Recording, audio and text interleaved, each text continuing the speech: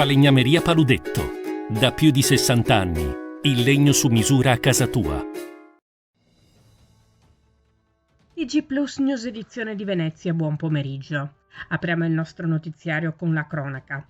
Alle prime ore di questa mattina i carabinieri di Mestre hanno dato esecuzione a Venezia, nelle province di Padova, Treviso, Belluno, Pordenone e Udine, a un'ordinanza di applicazione di misura cautelare nei confronti di 27 indagati, ritenuti responsabili a vario titolo di concorso in detenzione e spaccio di sostanze stupefacenti.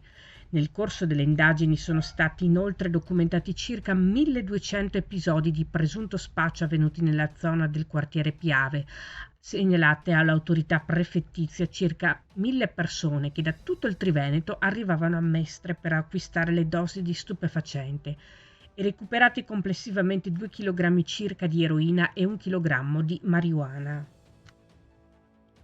Un intervento importante a tutela dei cittadini e dei numerosi turisti che popolano la terraferma veneziana in zone molto critiche quali sono Via Piave e Marghera. Il presidente della Regione Veneto Luca Zaia si esprime così, apprendendo la notizia dell'operazione antidroga condotta stamane dai carabinieri di Mestre.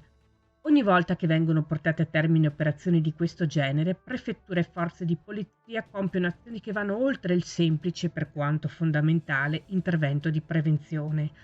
Ogni sequestro di stupefacenti toglie ossigeno alla criminalità, un impegno per il quale non finiremo mai di ringraziare tutte le forze dell'ordine e la Procura della Repubblica, conclude Zaia.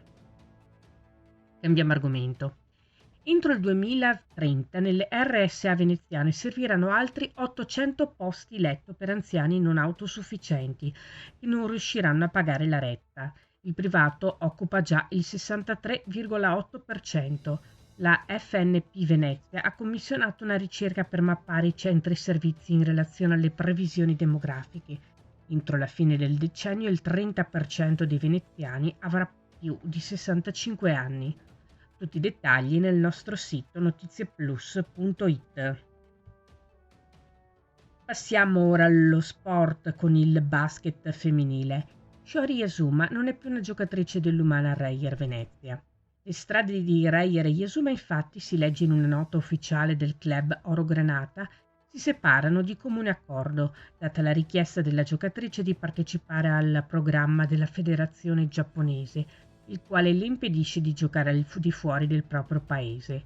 L'Umana Reyer, prosegue la nota, saluta e ringrazia Shiori Yazuma per la sua professionalità e dedizione e le augura le migliori fortune per il futuro professionale. In bocca al lupo, Shiori, si conclude così il nostro notiziario.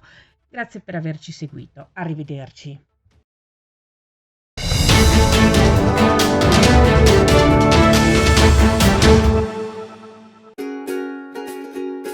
Falegnameria Paludetto. Da più di 60 anni. Il legno su misura a casa tua.